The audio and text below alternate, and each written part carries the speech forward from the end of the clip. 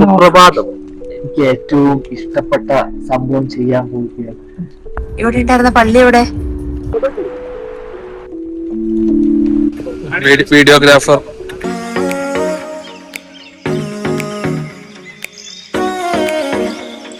ഇപ്പൊ സമയം 6 മണിയാകാൻ പോകുന്നു.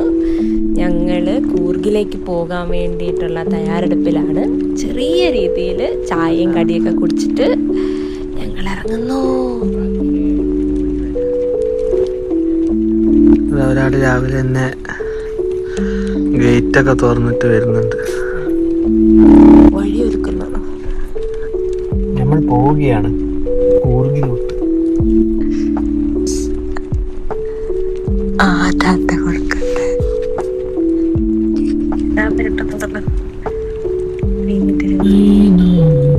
ഇരിട്ടി ടൗൺ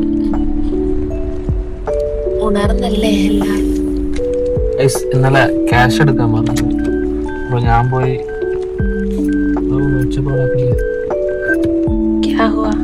പോയി ATM കുറച്ച് ക്യാഷ് എടുത്തിട്ട് വരാം. ഇനിയിപ്പോ എങ്ങാനും നമ്മൾ പോകുന്ന സ്ഥലത്ത് ടിക്കറ്റ് ഗൂഗിൾ പേ ഇല്ലെങ്കിലേ പെട്ടുപോകില്ലേ. അപ്പൊ ഞാൻ പോയിട്ട് ATM ക്യാഷ് എടുത്തിട്ട് വരാം.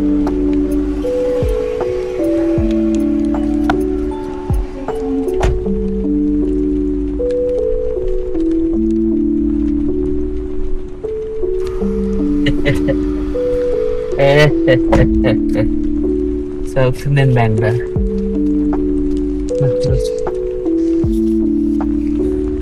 ഇത് നമ്മുടെ പഴയ പാലം. ഇവിടെ ബ്ലോക്കാക്കിയാണ് പണി നടക്കാന്ന്. ഇത് നമ്മുടെ പുതിയ പാലം. ഹേയ് ഗായ്സ്, കുറേ നാളത്തെ പ്ലാനുകൾക്ക് ശേഷം ഞങ്ങൾ കൂർഗിലേക്കാണ് പോകുന്നത്. ഇവിടുന്നൊരു ഇരിട്ടിന്നൊരു 40-50 കിലോമീറ്ററേ ഉള്ളൂ. പക്ഷെ അങ്ങോട്ടേക്ക് വേറെ നമ്മൾ വണ്ടി എടുത്ത് പോകുന്നതാണ് ഏറ്റവും ബെസ്റ്റ്. ഞങ്ങള് വണ്ടി എടുത്ത് പോകാൻ വേണ്ടി കുറേ നാളായി പ്ലാൻ ചെയ്തെങ്കിലും ഫൈനലി ഗോയിങ് ടു കൂർഗ്.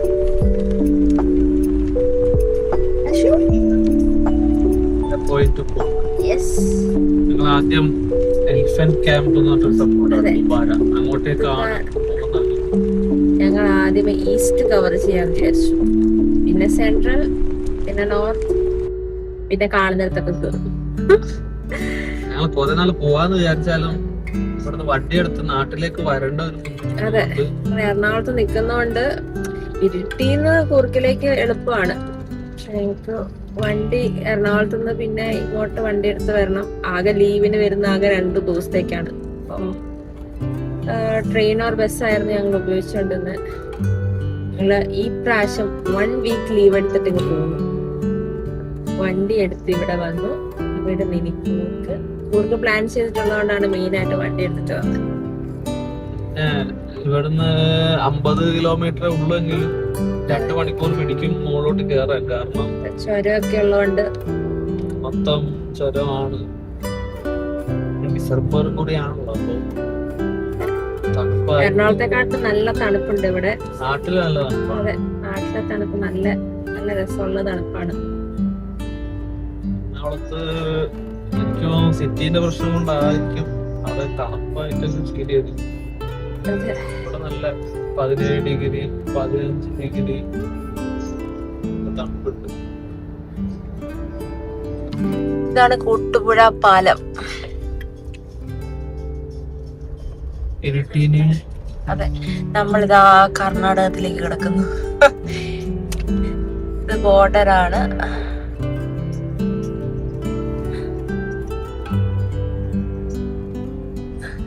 താഴെ 2 പുഴ തമ്മിൽ കൂട്ടിമുട്ടുന്നുണ്ട്. അതുകൊണ്ടാണ് ഇതിനെ കൂട്ടുപുഴ എന്ന് പറയുന്നത്. പുഴ താഴെ ഉണ്ട്, കാണുന്നുണ്ടോ ഗൈസ്?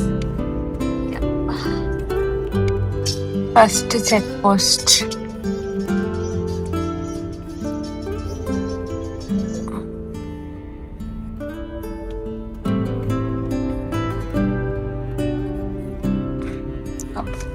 നമ്മളെ സൈഡാക്കി നിർത്തിച്ചു ഗൈസ്.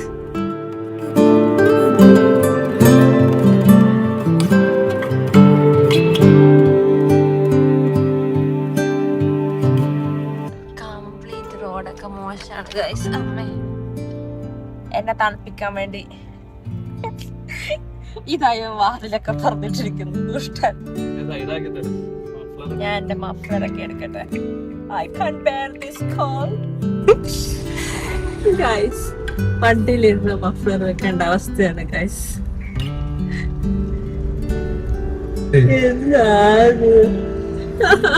ഇനി അടുത്ത വർഷം കഴിയുമ്പോ ഞാൻ ജാക്കറ്റും എന്തെങ്കിലും കപ്പിളിപ്പോണ്ട് വരും.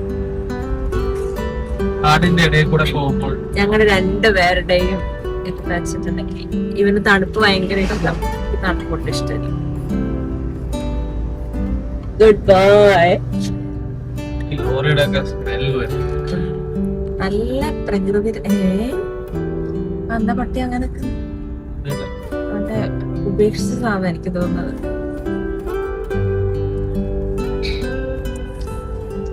ഞങ്ങൾ ചുരം കയറാൻ പോകുന്നു.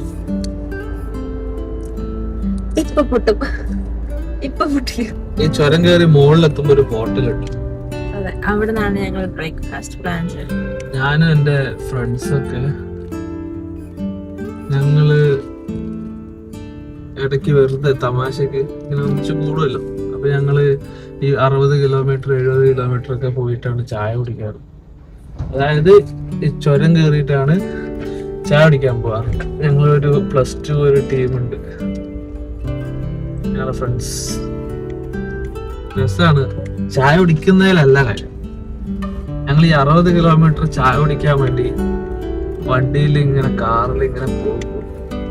ഇന്നേ വരെ എന്നെ ഇങ്ങനെ കൊണ്ടുപോയിട്ടില്ല ഗൈസ്.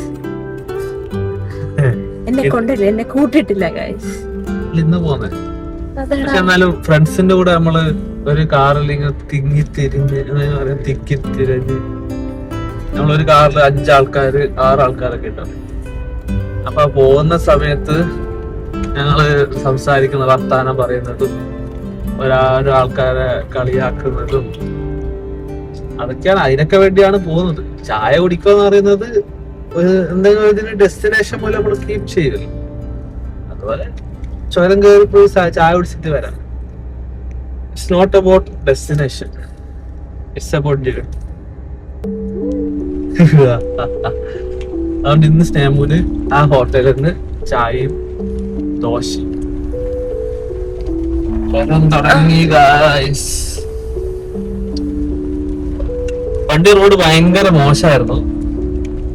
ഇപ്പം എന്തൊക്കെയൊക്കെയോ ചെയ്തിട്ടുണ്ട്, ഒരു ബാച്ച് വർക്ക് പോലെ. മൊത്തത്തിൽ റെഡി ആയിട്ടൊന്നും ഇല്ലെങ്കിലും പണ്ട് വണ്ടിയെ എടുത്ത് ഇറങ്ങാൻ പറ്റില്ല. ഭയങ്കര കുഴിയും അടിയൊക്കെ തട്ടുമായിരുന്നു. അപ്പൊ തൊട്ടിൽ ജീവനി എടുത്തിട്ട് കൂർഗ് റോഡ് കയറണം എന്നുള്ളത് എന്ത് വലിയ സാധനം. പിന്നോട്ടെടുക്കുമാനേ ഇവരെ പിന്നോട്ട്.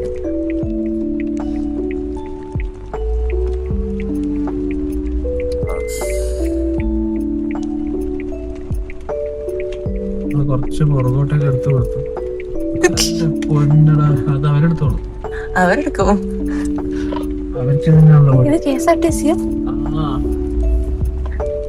ഒരു കാര്യം പറയാണ്ടിരിക്കാൻ പറ്റില്ല. KSRTC കാരെ പോലെ ഡ്രൈവേഴ്സിനെ പോലെ വണ്ടി ഓടിക്കുന്ന ഒരാൾക്കാർ ഈ ലോകത്തുണ്ടെന്ന് എനിക്ക് തോന്നുന്നു.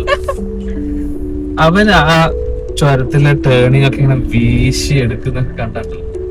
മറ്റേ പാട്ടുണ്ടല്ലോ, ശരിയാ കേട്ടത് ശരിയാ കാടിളക്കി വരണ കൊമ്പന്. ആ സംഭവം സീൻ സാധനം പറയാൻ. താങ്കൾക്ക് എന്താണ് പറയാനുള്ളത്? 2 വാക്കുകൾ. അപ്പൊ റോഡ് അടിപൊളി റോഡാണ്. കൂർഗ് ഇപ്പൊ ഞാൻ ഭയങ്കര മോശമാന്ന് വിചാരിച്ചിട്ടാ വന്നത്. ഞാൻ പറഞ്ഞില്ലേ ഫ്രണ്ട്സായിട്ട് ഞങ്ങള് വരുമായിരുന്നു.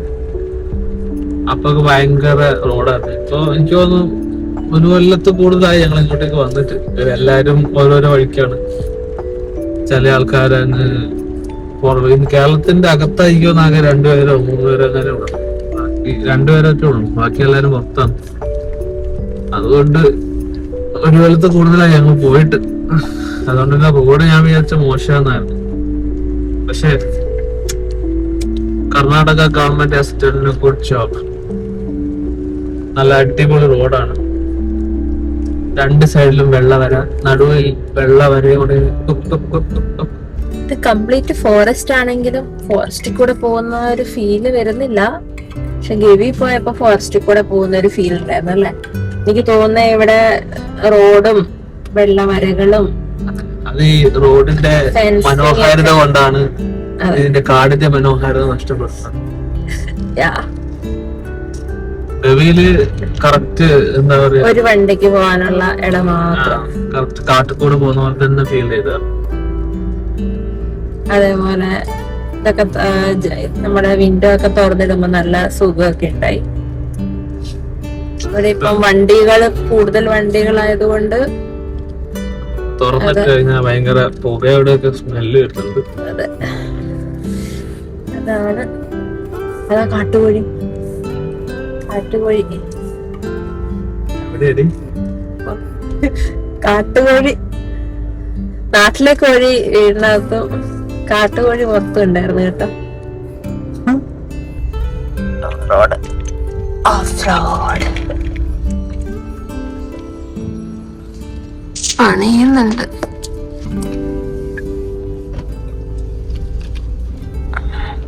റോഡ് അത്ര നല്ലൊന്നും ഇരട്ടിന്ന് കുറച്ച് ഇങ്ങോട്ടേക്ക് മാത്രമാണ് നല്ല റോഡ്. ബാക്കി എനിക്കൊരു ടാറൊക്കെ ചെയ്തായിരുന്നു കാട്ടുകോഴി. മാറടേ അതാ ബാക്കി ഇങ്ങോട്ടേക്ക് താറ് ചെയ്തിട്ടുണ്ടായിരുന്നു തോന്നുന്നു. പക്ഷെ അതിന്റെ ഈ ഫ്രിക്ഷൻ എന്ന് പറഞ്ഞ സാധനം ഉണ്ടല്ലോ വണ്ടിയുടെ, വലിയ ലോറിയൊക്കെ ഇഷ്ടം പോലെ പോകുന്നു, ലോറിയും ബസ്സൊക്കെ.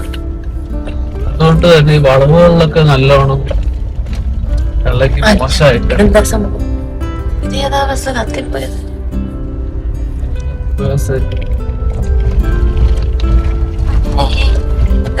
ഗൈസ്, എനിക്ക് മോഷൻ സിക്നസ് വരാൻ തുടങ്ങി.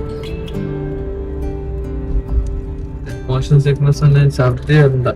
അതെ, അത് കഴിഞ്ഞിട്ട് ചുരം കഴിഞ്ഞ് അവിടത്തെ കുറുകിലെ വിശേഷങ്ങളൊക്കെ ഭക്ഷണം കഴിക്കുമ്പോ ഞങ്ങൾ വരുന്നതായിരിക്കും.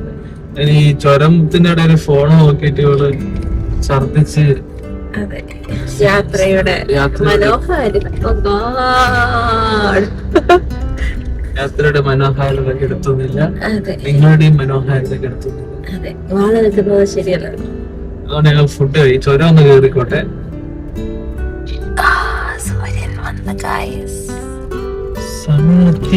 എത്തിപ്പോയി അവൻ. സൺ സൺ ഈ സൺ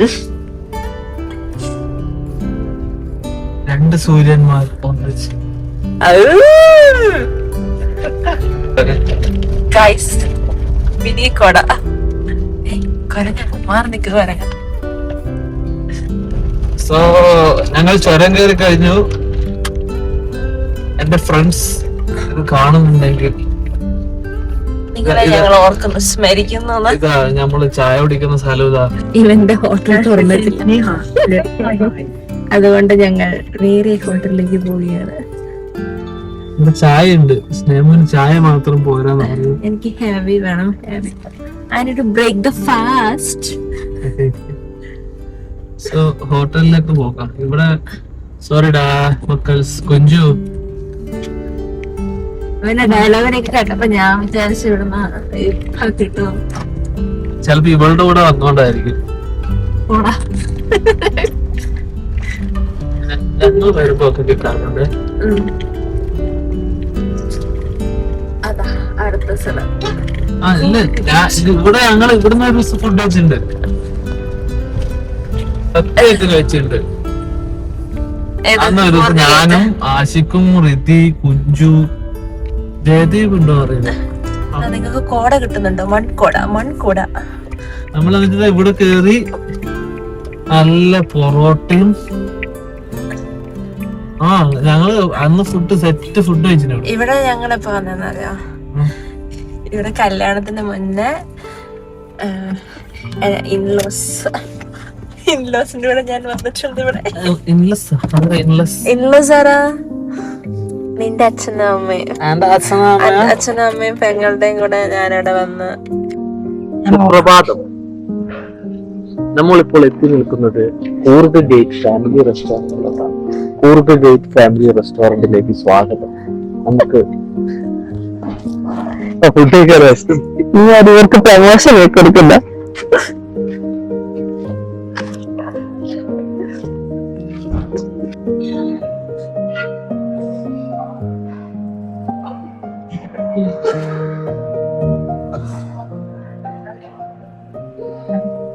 സ്ട്രെച്ചിങ് ആണ് നടക്കുന്നത്. Stretching, hot stretching. എനിക്ക് ഏറ്റവും ഇഷ്ടപ്പെട്ട സംഭവം ചെയ്യാൻ പോവുകയാണ്.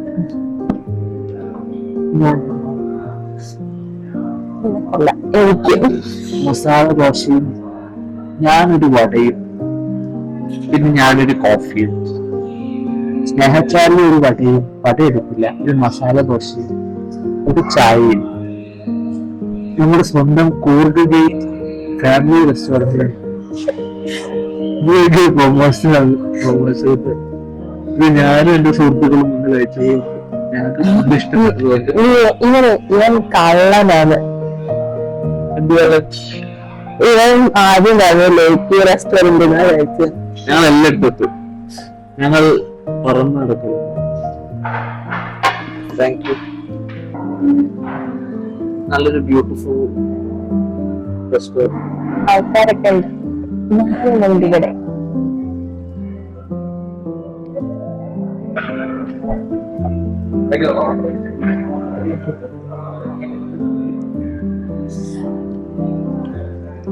എങ്ങനെയുണ്ട്?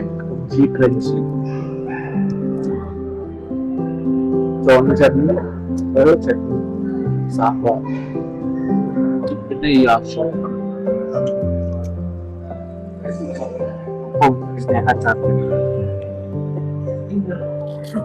ക്യാമറ വുമൺ ചാവയ്ക്കൊപ്പം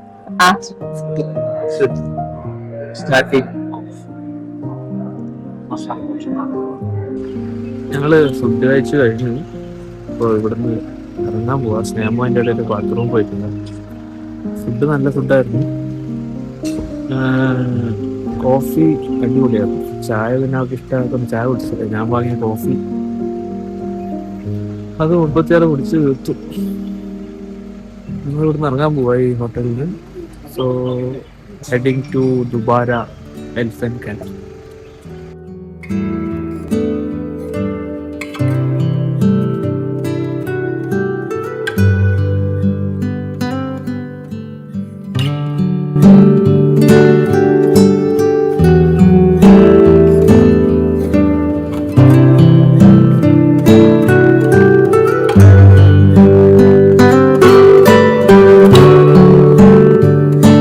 നല്ല വെയില് പോലെ ഉണ്ട്, പക്ഷെ 15 ഡിഗ്രി സെൽഷ്യസ്.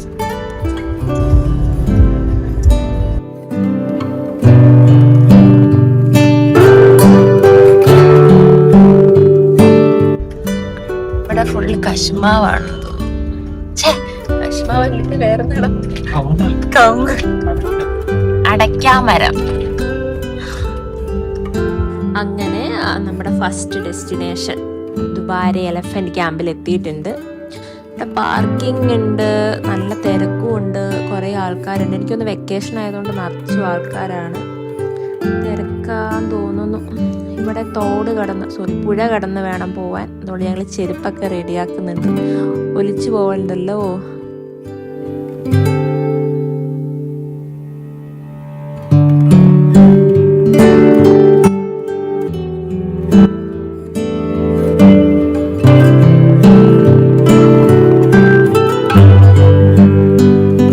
ഭയങ്കര തിരക്കാണ്. എന്റെ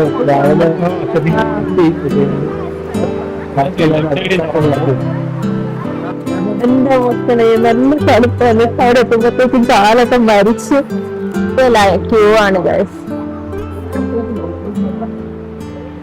ഇങ്ങനെ നടക്കാൻ ബുദ്ധിമുട്ടുള്ളവർക്ക് അവിടെ ഇതുണ്ട്. അവര് ടയറില് കയറ്റി കൊണ്ടുപോകും. എത്തുമ്പോഴത്തേക്ക് കാലൊക്കെ മരിച്ചു.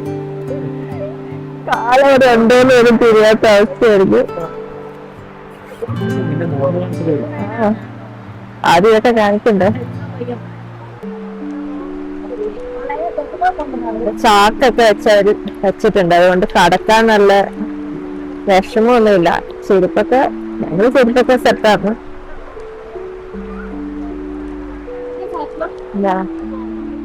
ആൾക്കാര് പോകുന്നു ഇതേപോലെ കയറ്റിട്ട് ഒരു കൊണ്ടുപോകും.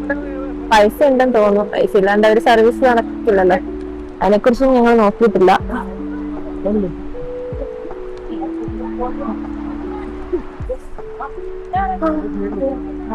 ആൾക്കാരാണ് എല്ലായിടത്തും. അതെ, സൺകിസ്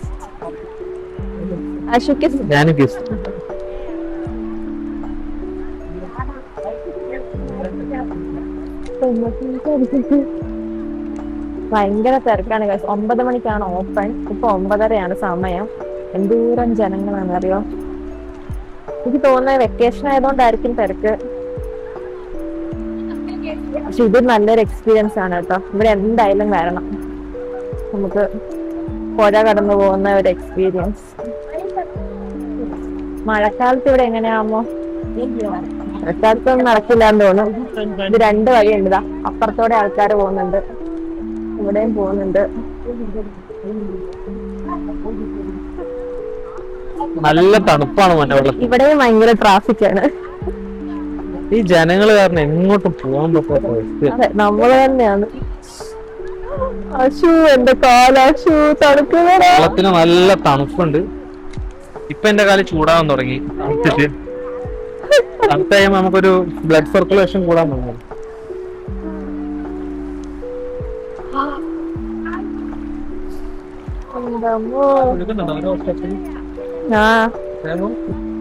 അടുക്കേക്ക് എത്തുമ്പോ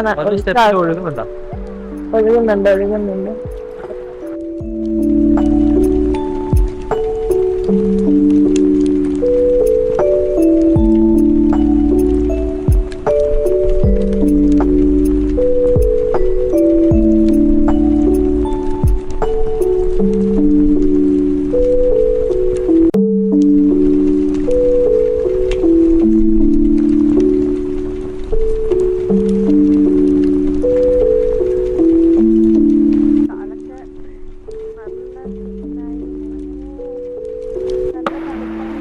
ഏത് വഴിക്ക് വന്നാലും വന്നിട്ട് ഇവിടെ ജംഗ്ഷനിൽ മുട്ടും. അതെ, അങ്ങോട്ടല്ലായിരിക്കും. അങ്ങോട്ട് വേണ്ട. നല്ല ഒഴുക്കുണ്ട്.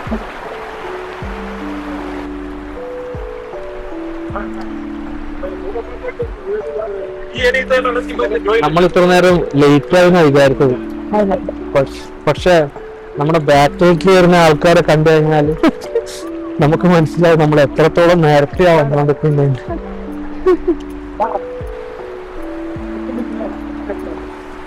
ഇപ്പൊ നല്ല സുഖം. താഴെ തണുപ്പ്, മേലെ ചൂട്.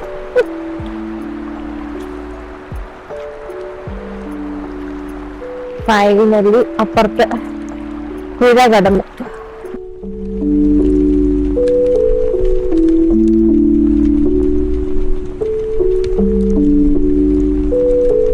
ചെരുപ്പൊക്കെ തിളങ്ങുന്നുണ്ട്.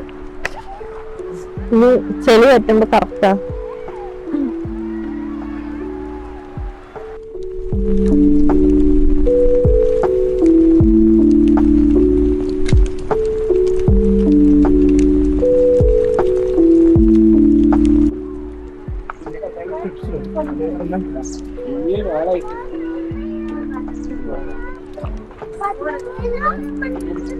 വീഡിയോ എഡിറ്റ് ചെയ്യാനൊക്കെ നോക്കുമ്പോഴാണ് മനസ്സിലായത് പല വീഡിയോസിനും ഓഡിയോ ഇല്ലയെന്ന്.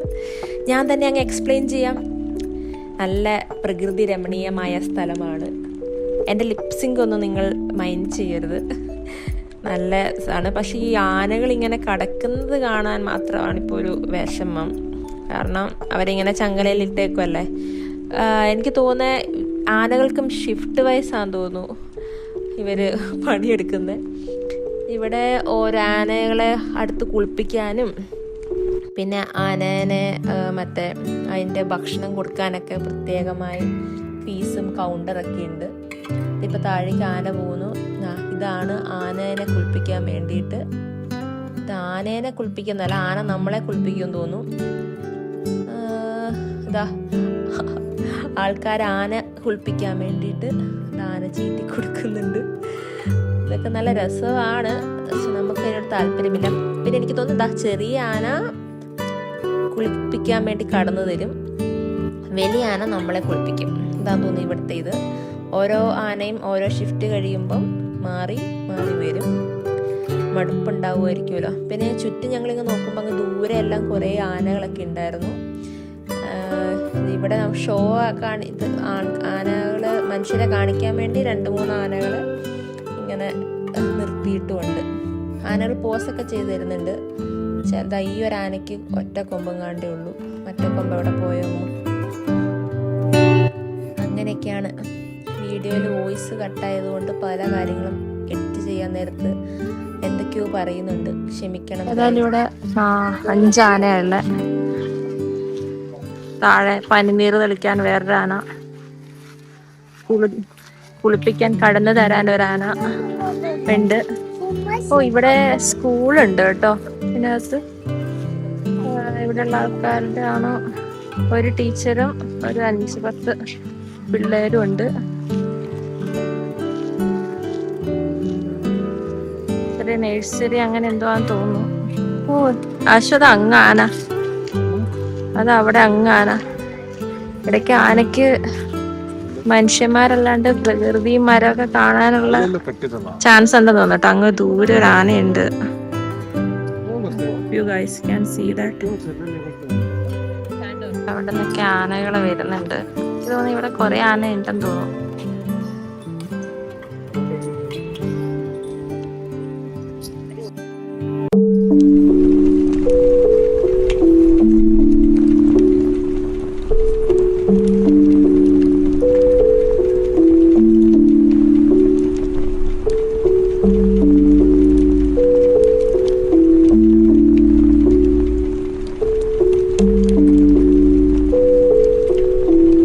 ഇത് മാത്രമേ ഉള്ളൂ കാണാൻ. ആനനെ കുളിപ്പിക്കാം, ആന നമ്മളെ കുളിപ്പിക്കും, അത്രേ ഉള്ളൂ. വേറെ ഒന്നും എക്സ്ട്രാ കാണാനൊന്നുമില്ല. പക്ഷെ ഇങ്ങനെ ഇരിക്കാനും ഈ പുഴ കടന്നു വരുന്നത് നല്ലൊരു എക്സ്പീരിയൻസ് ആണ്.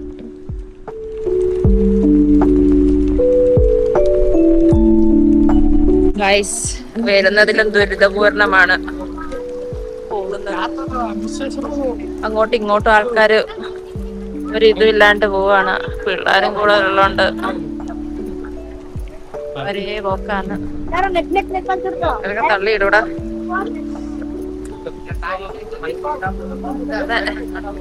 സീനാണ്. അങ്ങോട്ടും ഇങ്ങോട്ടും ആൾക്കാരെ തിരിച്ചു പോകാനില്ല. ഞാണ്ട് എളുപ്പമായിരുന്നു. ഇനി അപ്പുറം എത്തിയിട്ട് കാണാം.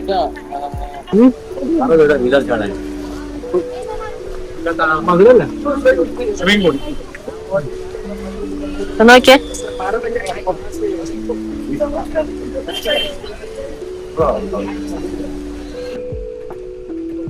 Videographer, sorry blogger.